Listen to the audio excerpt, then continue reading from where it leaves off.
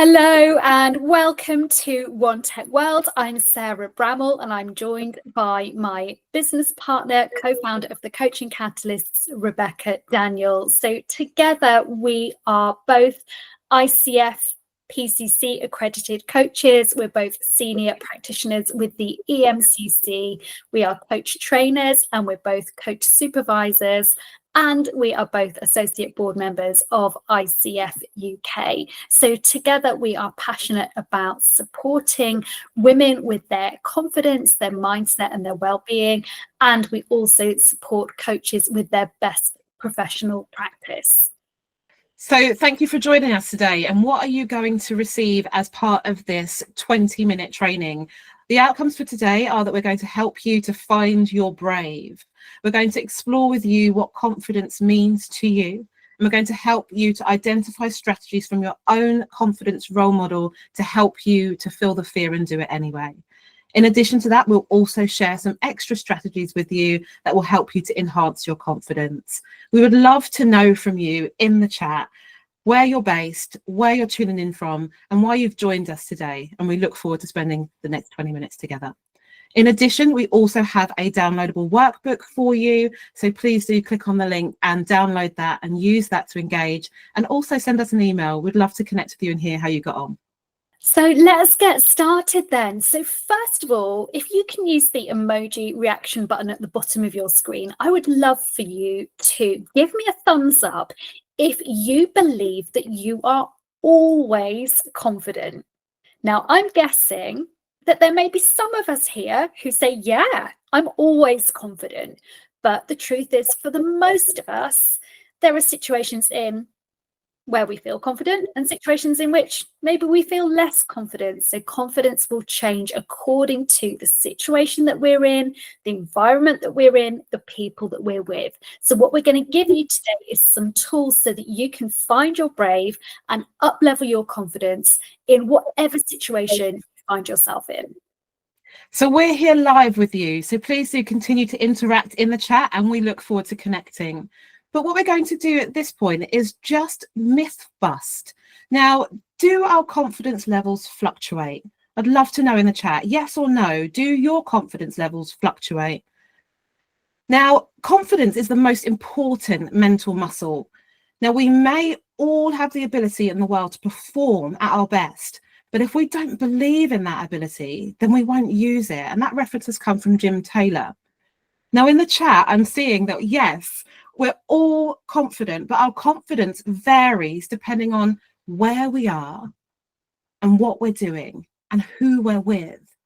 Now, the good news about our confidence is, like any other muscle in our body, is that it can be grown, it can be developed, it can be enhanced.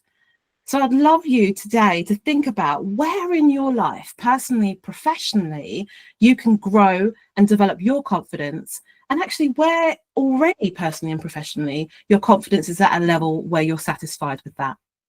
So the reason that confidence is a struggle for most of us is that we have brains that are not necessarily designed to make us happy, but brains that are designed to keep us safe. So as we've evolved from cavemen, from cave women, we have brains that have evolved to both ruminate, to go back over, to chew over things that went wrong in the past, or to predict what might go wrong in the future. And so confidence for many of us can be impacted by those two things, by going back over what went wrong or by trying to preempt or predict what might go wrong in the future. The other thing that can be a bit confusing about confidence is that what we exhibit or display on the outside, our outer confidence, may or may not be matched with what's going on the inside, our inner confidence. So it is really useful for us to have some tools to portray outer confidence. But what we're really aiming to do is to both be able to perform and behave with outer confidence, but also to really feel confident and good about ourselves and our abilities on the inside too. So I'm going to introduce you now to one of my favorite tools, which is Brian. Now, Brian is that voice of my imposter syndrome. Brian is the character that helps me to feel safe and to feel confident, even when I don't. And when I put myself into any situation in which I feel stretched or challenged, I often hear the voice of Brian saying, Sarah, what are you doing presenting to hundreds of people for One Tech Worlds? Why are you doing that? Why don't you just stay at home and stay safe and sit on the sofa and eat a packet of biscuits? You'd be much safer there. Now, if I listened to the voice of Brian all the time, I wouldn't do anything. I would never put myself into my stretch zone or into my learning zone, because Brian wants to keep me safe. He wants to keep me in my comfort zone. Now, what doesn't work is just trying to shut Brian up, because his voice is still there. The voice of the subconscious is really strong. So what does work is to acknowledge Brian's voice, to thank him for trying to keep me safe, but to reassure Brian that my life isn't in danger by putting myself into the stretch zone. So I have a conversation with Brian and I'll say to Brian, hey, Brian, I know you're just trying to keep me safe, but it's okay. I've got this. And that then allows me to step into the stretch zone, even when it feels stretchy, even when it feels a bit uncomfortable, and to be able to perform with confidence. Thank you, Sarah. So what we're also going to look at today, in addition to the myth busting that we did at the very beginning, was just to think about some facts. And it's really important to draw on neuroscience and draw on factual information to back up and support what we're saying here. One of my most cherished facts is that excitement and fear are in fact closely interconnected in the brain. And the reason why I value this is because it reminds me, when I'm feeling fearful, that actually I need to question whether that fear is fear, in fact, or whether it is me indeed feeling excited.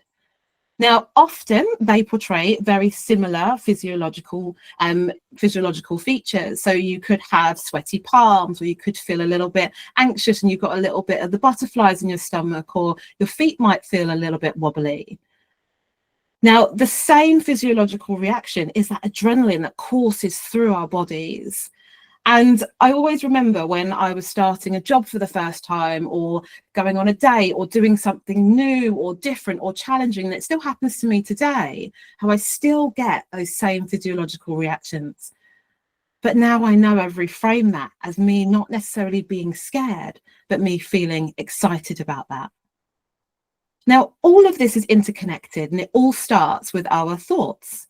And our thoughts then impact on our feelings, which impact on our emotions, which then have an impact on our behaviours. So it's so easy when we're in our own bubble to think that we're the only ones that are thinking and feeling and experiencing the ups and the downs when it comes to our confidence. But we're not alone. That's our big secret for you today. You're not alone. And if you've experienced these same reactions, please do comment in the chat, share that with us all, because it then allows us to all feel connected together as well. One way that can help us when we're feeling a lack of confidence, Sarah has shared Brian. Hello there to you, Brian. But one way that we can also help ourselves when we're feeling a lack of confidence is to step into an alter ego, or psychologists would call this a form of self-distancing.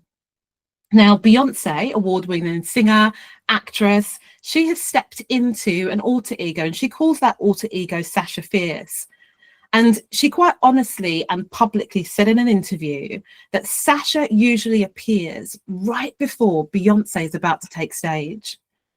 And she says that when she hears the chords and when she puts on her high heels, her stilettos, right the moment before she's feeling nervous, she said Sasha takes over. And what she's recognized is by stepping into this self-distancing, stepping into the alter ego, that she notices that her posture and the way that she speaks and everything is different.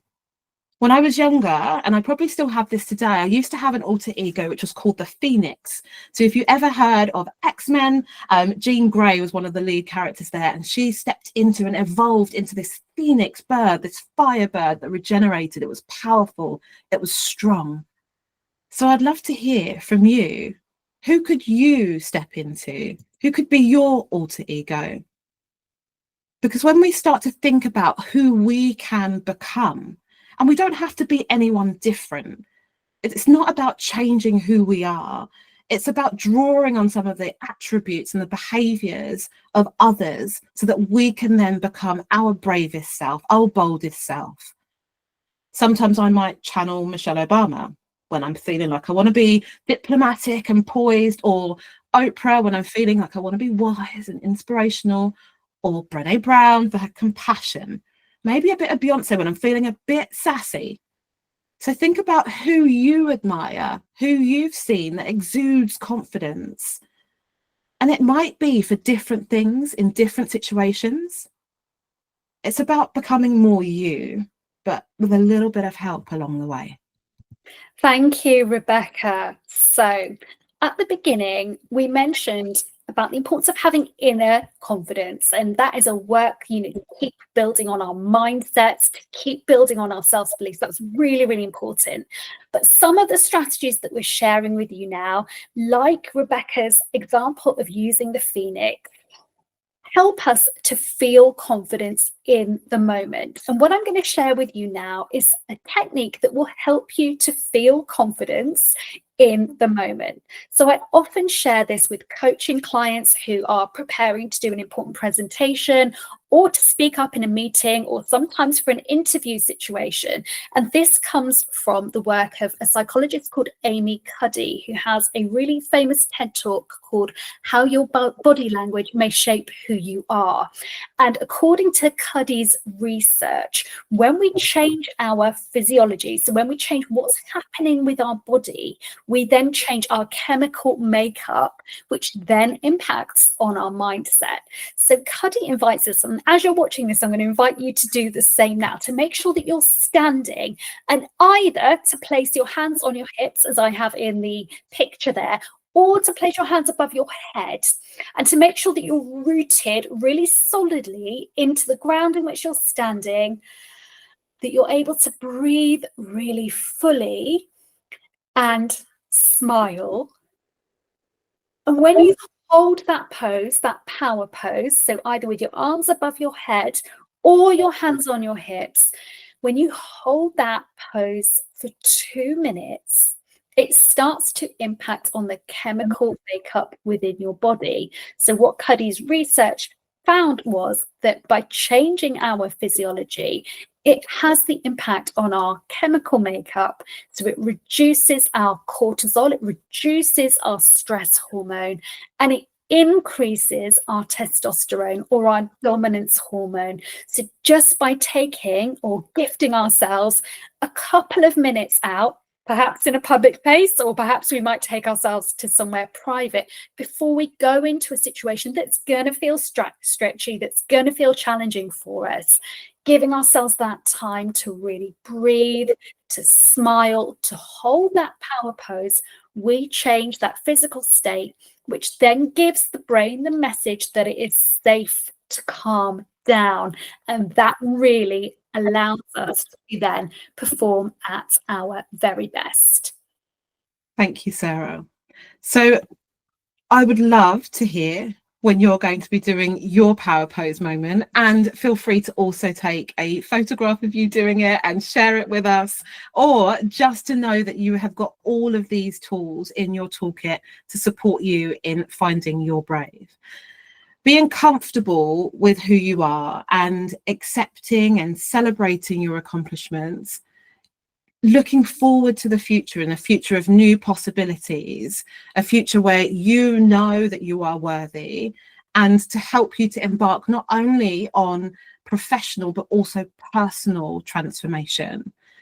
And so as a result of today, we've shared 2 ways that you can find your brave, either by power posing, as Sarah has shared, or by thinking about who your alter ego is and your self-distancing approach. Or actually, Sarah shared with us also about thinking about who your Brian is. As a result of today, please think about when you are at your most confident, what are you doing? Where are you? Who are you with? and we'd love you to share your I am most confident statements with us over on socials. You can tag at the Coaching Catalyst, at We Are the City, hashtag #OneTechWorld. And if you've loved this session, then we would love to hear from you and help to connect with you further to develop you in your personal and your professional transformation. Thank you so much.